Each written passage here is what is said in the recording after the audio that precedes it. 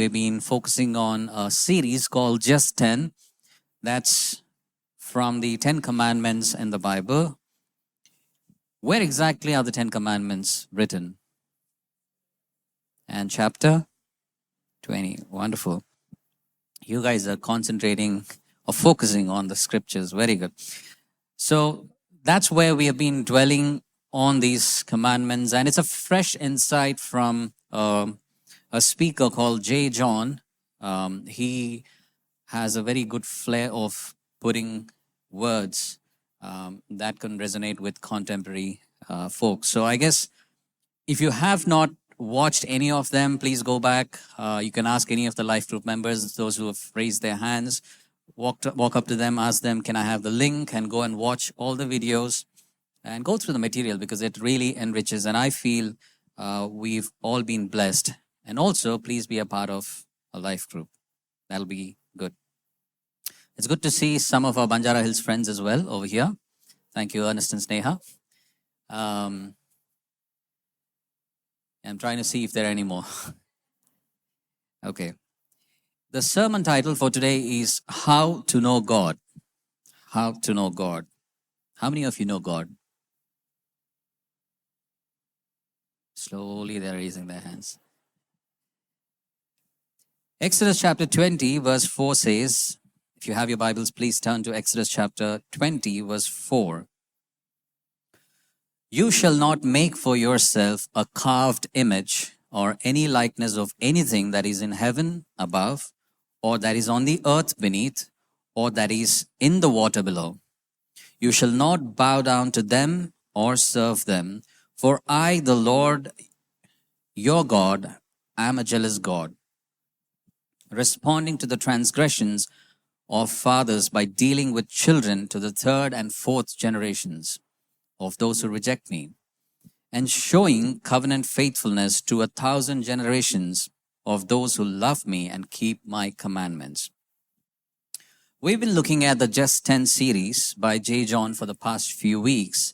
I feel his fresh take on the 10 commandments from the book of Exodus chapter 20 has been a great blessing to many of us who've been part of the life groups.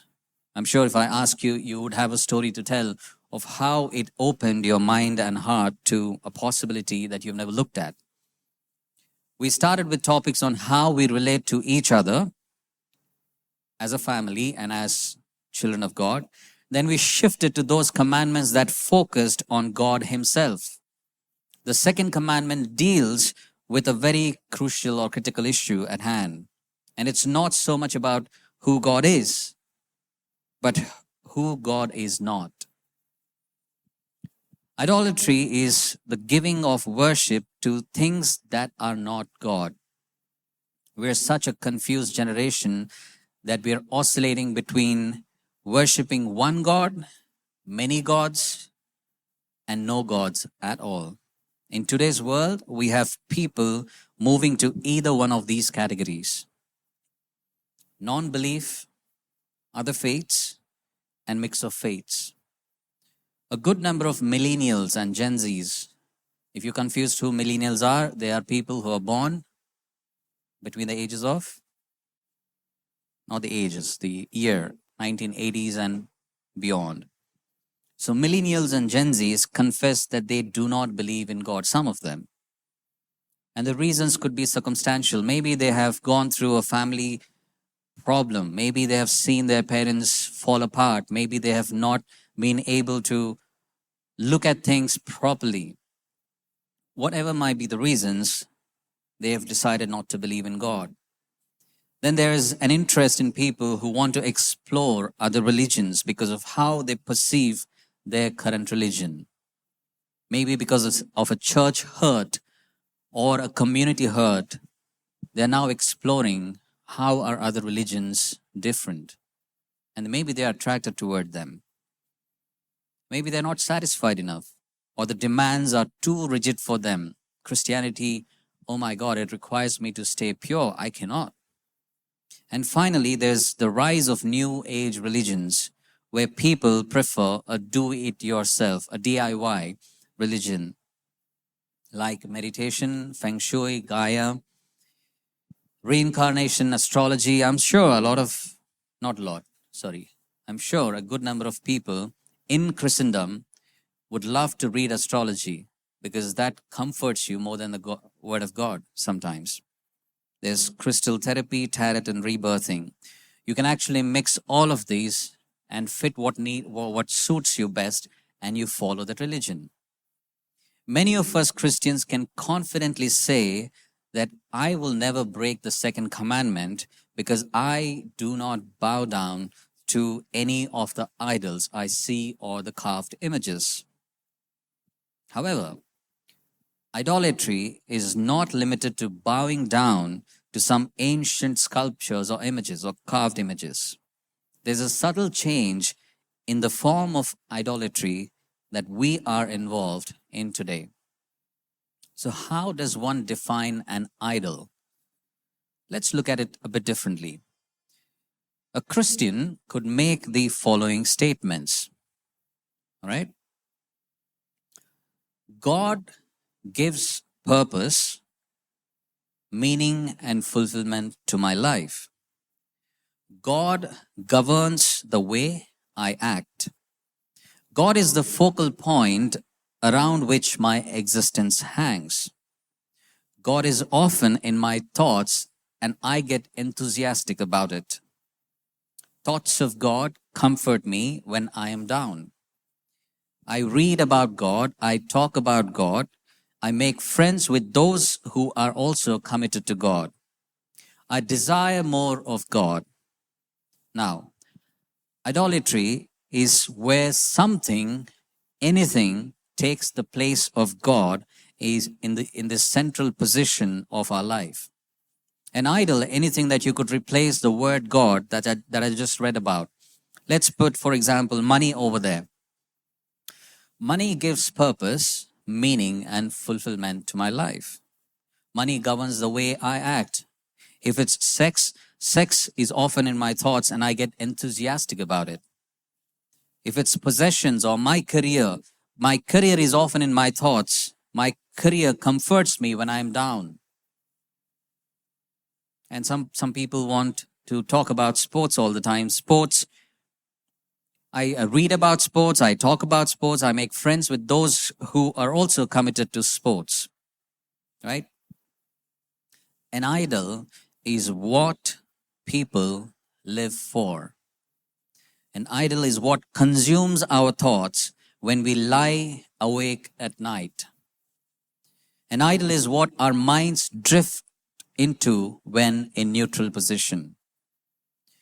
Idolatry occurs when we hold any value, idea, or activity higher than God.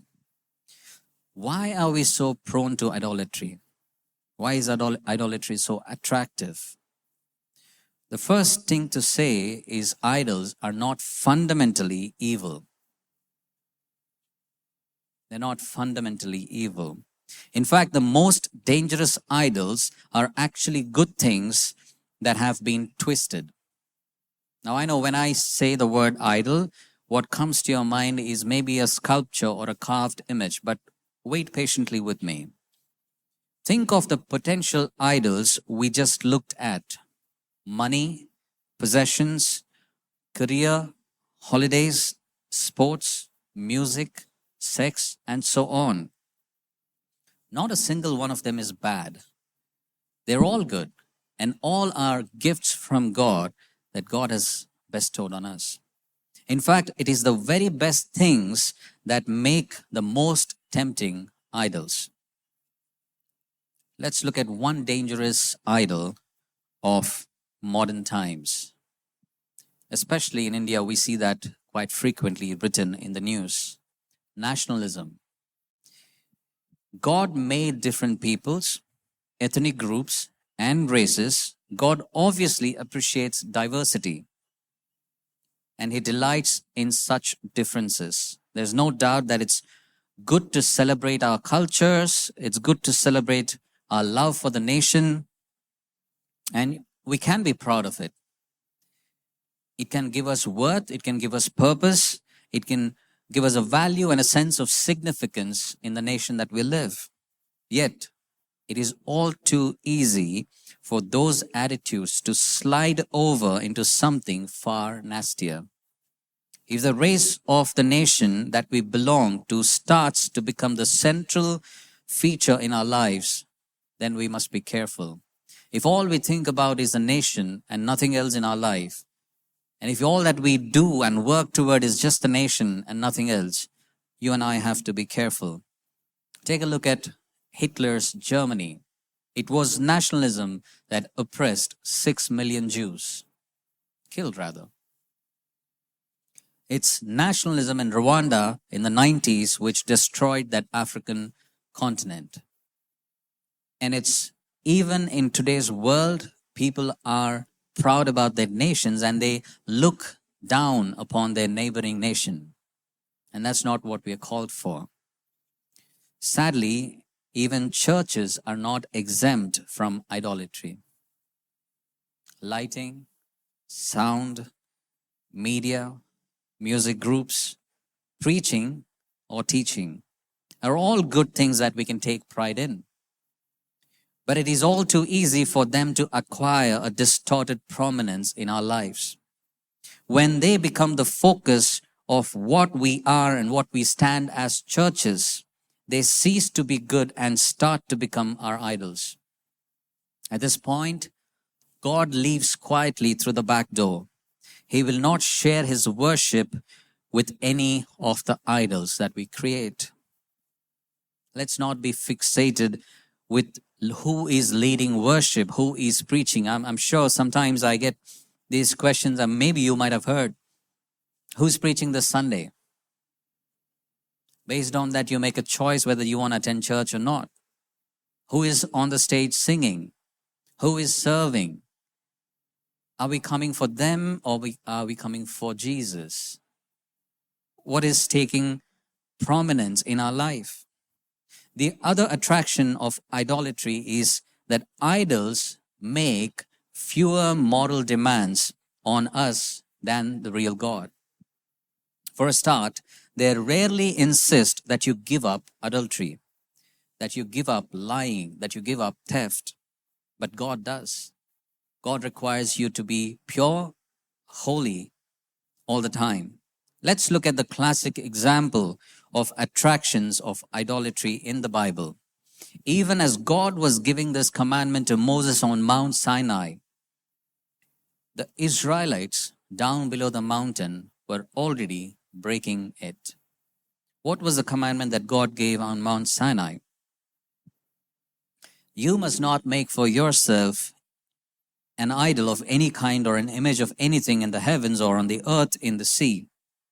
You must not bow down to them or worship them, for I, the Lord, your God, I am a jealous God who will not tolerate your affection for any other gods.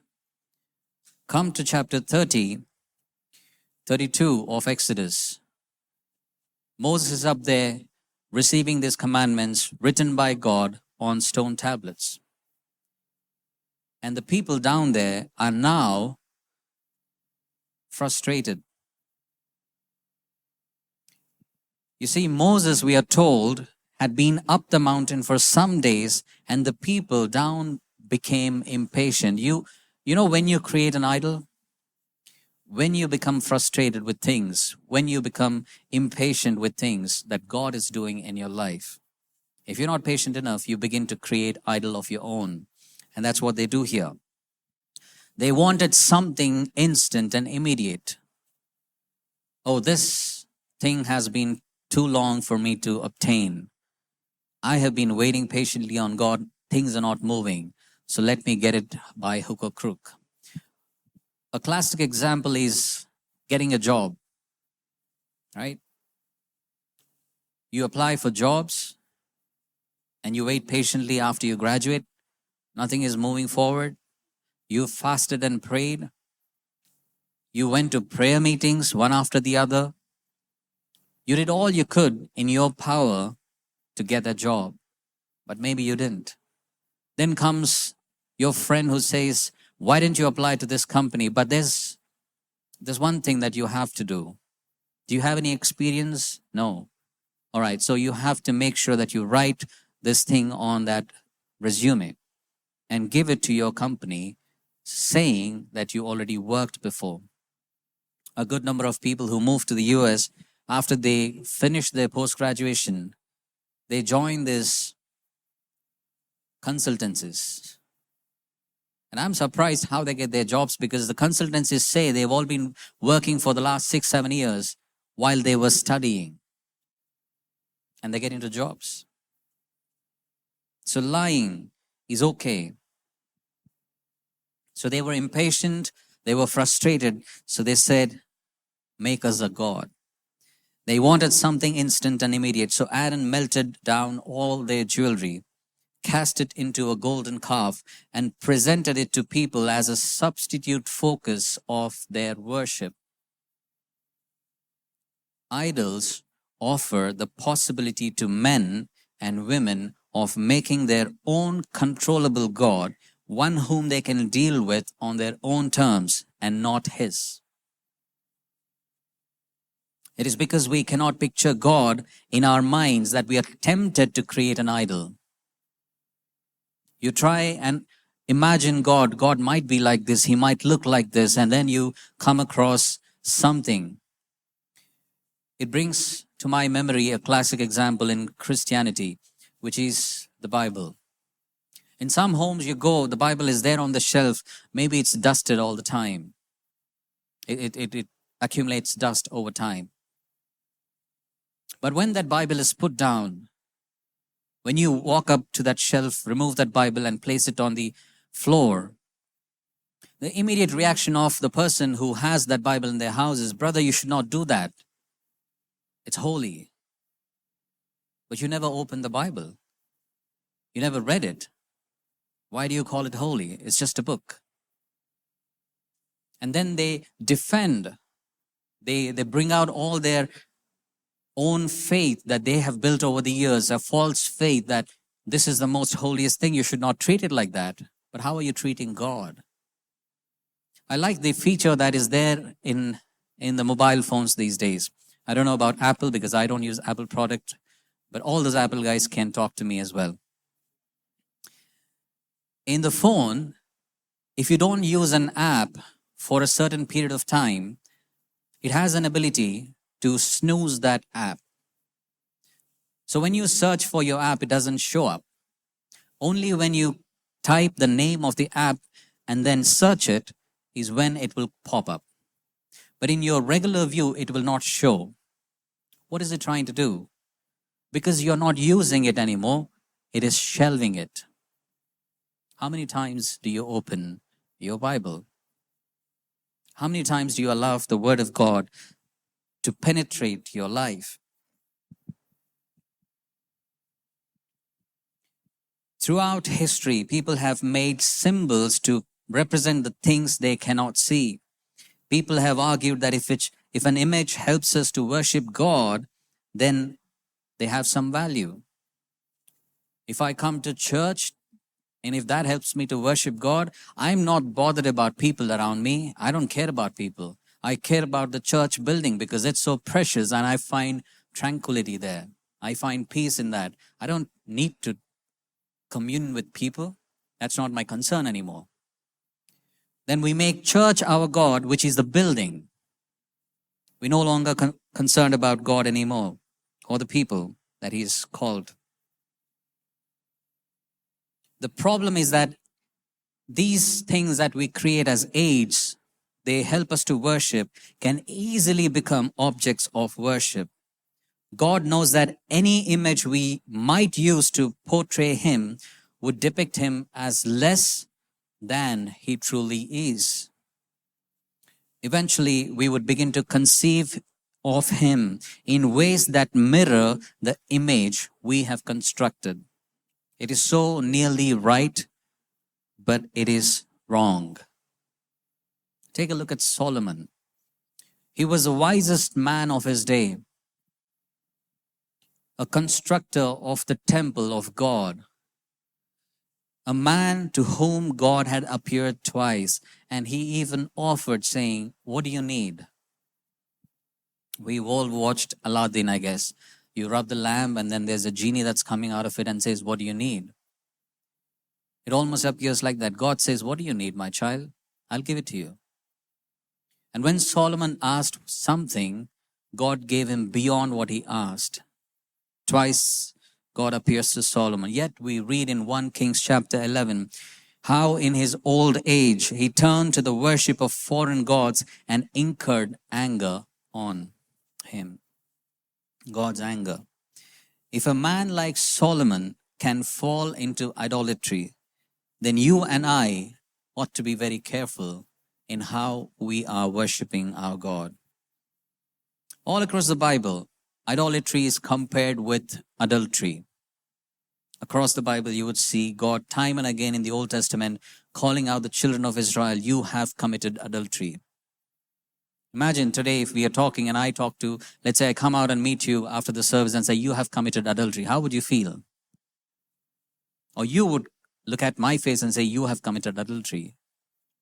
How do you take it? And that's exactly how God is comparing it. Whenever the children of Israel went after worshipping other gods or carved images around them that they found, or even their own creations, they were called adulterers.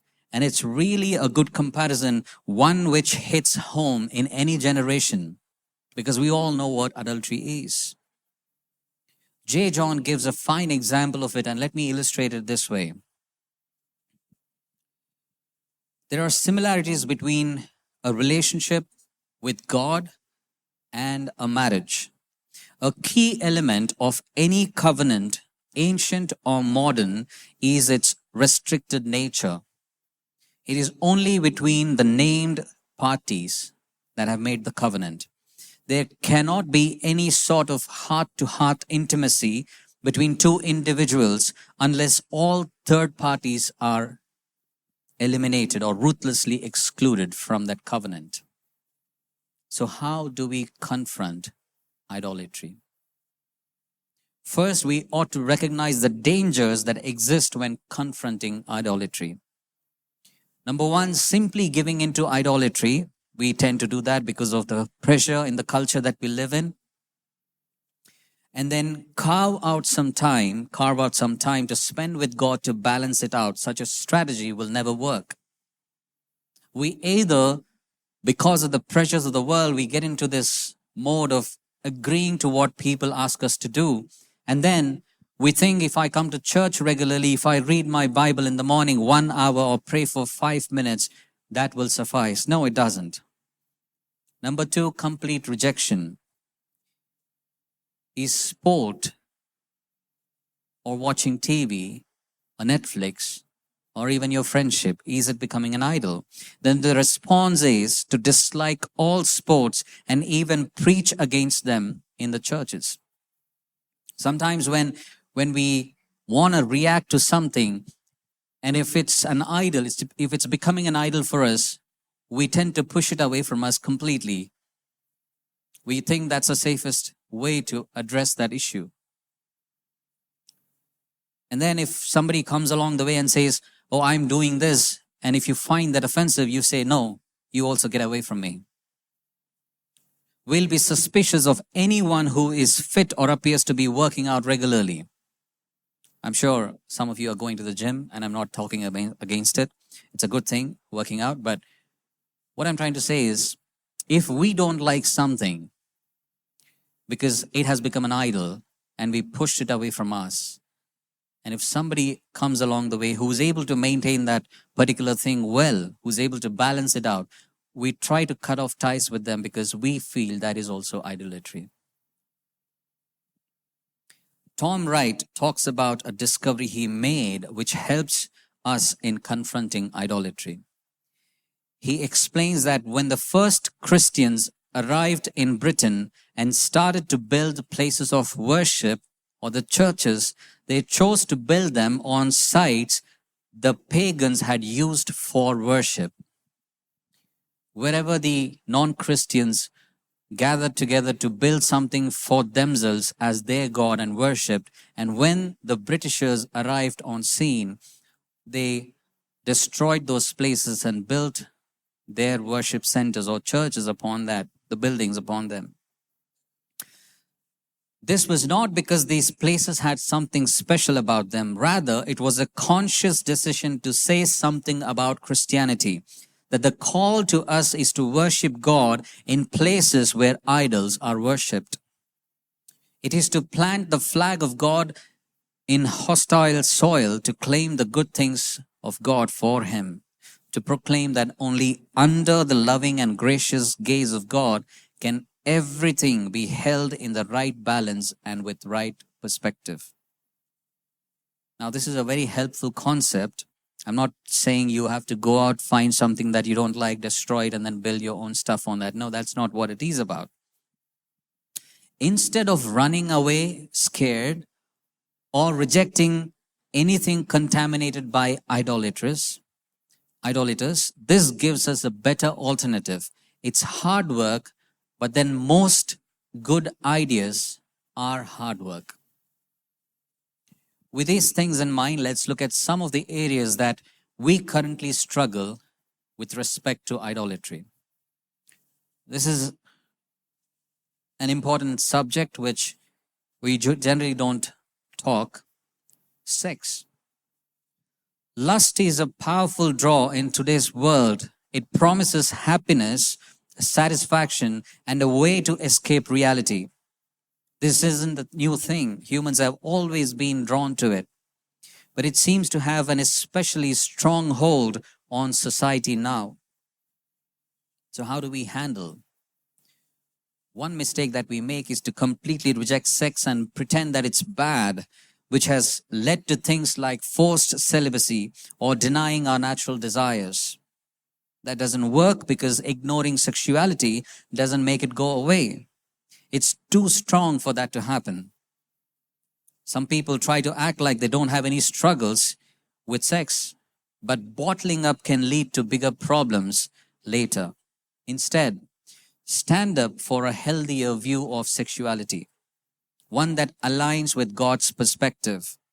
This isn't easy. It's like planting a flag in the middle of an intense battle that is happening. People might understand or criticize this approach, misunderstand or criticize this approach from both sides. Those who think it's too strict and those who think it's not strict enough. Still, we need to be kind and patient, especially with those who have been hurt by society's unhealthy obsession with sex. These people need healing and support, not judgment, to find a better way forward. If somebody that you know or that you've heard or come across has struggled with their sexuality, you're not there to judge them. You're not there to push them away. Rather, you're there to love them and bring them to Christ through your love and care. Number 2, our body. In today's world, many people are obsessed with having the perfect body, treating it like a god they worship. While I was preparing for this, I was thinking I'd actually put a picture, but I didn't. Maybe I'll walk into a store where I see a model who has all his fit body, 6 abs and all that stuff, and then I'll buy the exact clothes and wear them and put that picture on screen and show you comparison. Which shop would you go to? Would you go to a shop where my picture is shown, or would you go to a shop where the 6-pack body is shown? We all would love to buy clothes where these models are being pictured and put up on the frame. If somebody among us, I'm not saying you look bad, that's not the idea. If somebody among us models and puts on the clothes and puts a picture out there, the best comment that you would get is, that's a beautiful dress. But they may not buy what you have bought. This is like breaking the rule against making idols, but instead of a statue, people are idolizing their own appearance. From a young age, both men and women constantly worry about how they look. Even now, comparing themselves to flawless images of supermodels, athletes, or glamorous celebrities in airbrushed ads. These images set impossible standards. making people feel bad about themselves when they look in the mirror or step on a scale. This obsession is a form of idolatry, where people sacrifice money, time, and even their health to chase unrealistic goals. Some spend fortunes on beauty treatments or surgeries. No offense to the plastic surgeon here. Some spend fortunes on beauty treatments or surgeries to fight aging, and many, especially women, feel trapped by the pressure to look a certain way. If you or someone you know is struggling with low self esteem or serious issues like eating disorders, which have become more common than ever, it's important that we direct them to doctors or professional help or counselors. I'm sure you must have heard Santosh Venamala from Interblend, who spoke about these kind of things. Day after day, they hear stories of young men and women, young girls and boys who come to their counseling sessions seeking help because they're not able to eat properly or they're overeating. The problem comes from taking something good, which is our bodies, and twisting it into something it was never meant to be. The idea that one body is better than another ignores the truth that everyone is made in God's image, unique and valuable, no matter what you look like. God cares about who we are inside than our outward appearance. He cares about who we are inside than the outward appearance that we have. Instead of rejecting health or fitness altogether, that's not what I'm trying to advertise here. Instead of rejecting health or fitness altogether, we should find a balanced approach that honors what's good about our bodies. It's great to stay healthy and take care of ourselves, but we shouldn't mistreat or neglect our bodies either. At the same time, we need to remember that no body lasts forever. We're all human and fragile. What matters most to God is our inner character, not our looks. He values us so much that He gave His Son for us, His Son's life for us. While a healthy body is good, thank God for all those who are going to the gym just to maintain a good body. True beauty comes from within, and that's what lasts forever. The number 3, and a very powerful one. In today's world, power is a big deal.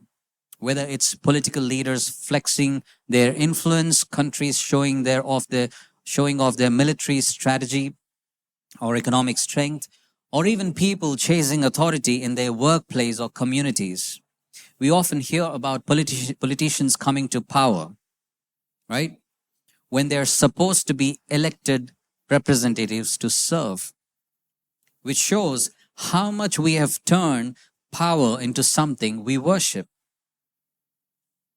like an idol, like other good things, whether it's the nature, the sex, or even our body. Power is a gift from God. But it becomes a problem when we chase it just to control others or to feel important. People often start wanting power. They often start at the basic step for good reasons. They want power for good reasons because they really want to do good in their society or in the community they live in. But they end up corrupted, doing whatever it takes to hold on to it. This has happened throughout history, and even churches can fall into the trap of worshiping power. So how do we respond? One extreme is to avoid power altogether, like refusing promotions. I know a person whom you do not know, so I can speak freely. He was a medical rep for a long time. He got married, had children, Even after 20 years of being in that industry, he was never promoted.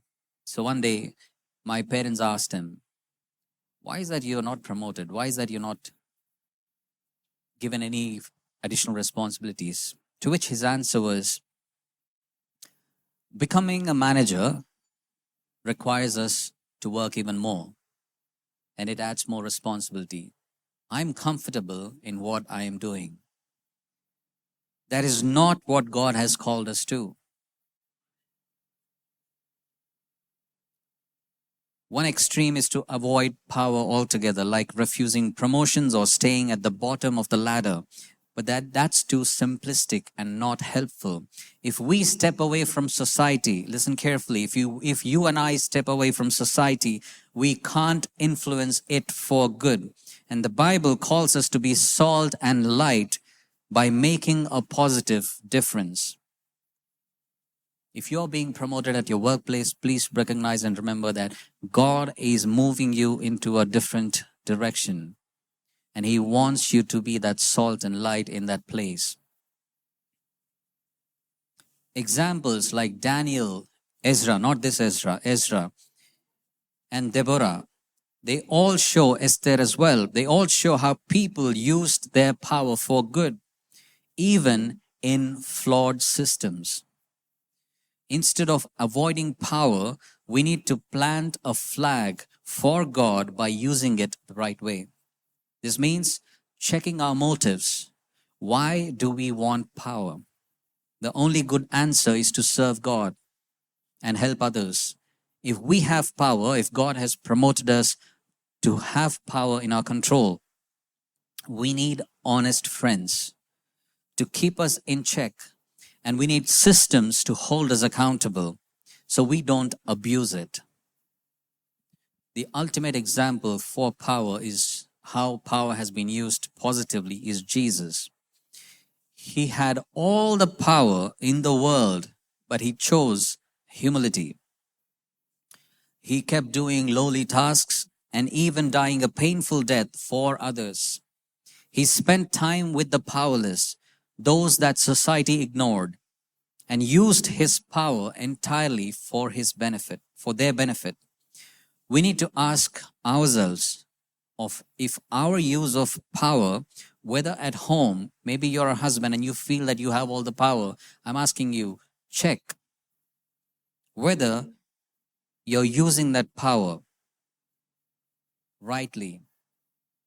Do we care about the poor and powerless like he did? Jesus rejected the temptation to worship power, and we should follow his lead by using any influence we have to selflessly and serve and lift up others in need. Finally, possessions. In today's world, shopping malls are like modern temples where people worship by chasing after more stuff: houses, cars, gadgets, clothes, and more. This isn't new. Humans have always been attached to their possessions. And in olden times, they even buried them with their dead. But now there's an overwhelming amount of things tempting us to buy and own them. Buy now, pay later, buy now, pay later, buy now, pay later. The knee-jerk reaction might be to reject all possessions entirely. Maybe because that's becoming an idol, so I'll not buy anything, I'll stay in all poverty. As some Christians have done throughout history by giving up everything to live simply, like monks or nuns. We're not trying to belittle them. That's a good decision they have made and it's great. While that choice can be admirable, it overlooks the fact that God created things for us to enjoy responsibly.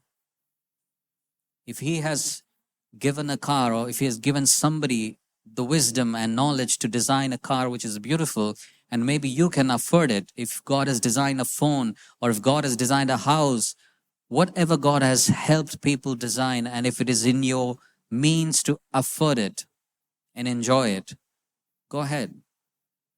But let that not be your consuming thought all the time.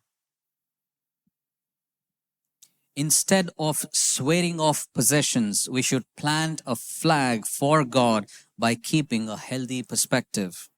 This means holding our stuff loosely, holding our stuff loosely, being able to look at our cars, being able to look at our clothes, our gadgets, or whatever that is, and say, God, if you asked me to give these up, I could. You should be in that position, and I should be in that position. Even better, we can practice giving things away, even nice things. That frock which is in your closet, which you have not worn in the last 5 years, you can give it away. Or the suit, or the shoes. We can practice giving things away, even nice things, because letting go challenges the idol of materialism. The key is to examine our own lives and figure out where we are too attached to stuff. Where do we need to put God first and loosen our grip on possessions? That's where we plant a flag for Him. We'll now look at the cost of idolatry, and I'll conclude in a bit. The 10 commandments, including the one against idolatry, are meant to help us, not just to please God. God doesn't want us to worship idols, not because He's selfish, but because He loves us and knows that idols harm us. Idolatry hurts us in two big ways. It deceives and damages those who follow it, and it robs us of a real relationship with God. Idols are lies. We treat things like nature, sex, physical appearance, power, or possessions as if they are gods, expecting them to give us meaning, joy, or freedom, but they will never deliver. Worshipping nature promises purpose, but it leaves us empty. Chasing sex promises constant happiness, but it never satisfies. Obsessing over our bodies promises we feel like gods, but it just breeds insecurity. Seeking power promises freedom, but it often traps us in corruption. Accumulating possessions promises fulfillment, but we always want more. These idols make big promises, but only give fleeting satisfaction. Worse, they enslave us. The more we chase them, the more they control us. For example, chasing sexual fulfillment or more stuff becomes an endless, exhausting cycle, like trying to drink salt water to quench your thirst. Try that once. Drink salt water to quench your thirst. When we worship these things, they become our masters, and they are harsh ones. The Bible in Psalm 115, verses 3 to 8 says, idols are lifeless. They can't hear, they cannot see, or help us when we are in trouble. And the more we worship them, the more we become like them, empty, false, and less human. How does idolatry rob us of God? Idolatry also keeps us from knowing the truth or the living God. Saint Augustine said, our hearts are restless until they find peace in God, because only He can fill the emptiness that is inside of us. Unlike idols, God is alive, God is powerful, and He cannot be controlled. He is not a bigger version of your idol that we can boss around with. Now, C.S. Lewis, I don't know how many of you watched the movie, he alludes to this children's story, The Lion, the Witch, and the Wardrobe, when Mr. Beaver talks about Aslan, the great lion. This is the conversation that happens. Who is Aslan? Said Susan. Aslan, said Mr. Beaver. Why don't you know? He's the king. He's the lord of the whole wood. Is he quite safe? I shall feel rather nervous about meeting a lion. That you will, dearie, and no mistake, said Mrs. Beaver. If there is anyone who can appear before Aslan without their knees knocking, they are either brave than most or else silly. Then he isn't safe. said Lucy. Safe, said Mr. Beaver. Don't you hear that what Mrs. Beaver says? Who said anything about safe? Of course, he isn't safe, but he is good. He is the king, I tell you. C.S. Lewis is talking or giving this narrative, and he says that lion isn't safe or predictable, but he is good. Jesus, who reflects God, can't be manipulated to do what we want. He keeps his promises, but on his terms and timing. Idolatry tricks us into settling for fake gods that fail us instead of trusting the real God who loves and offers true peace. For those who follow Jesus, there's an exciting news.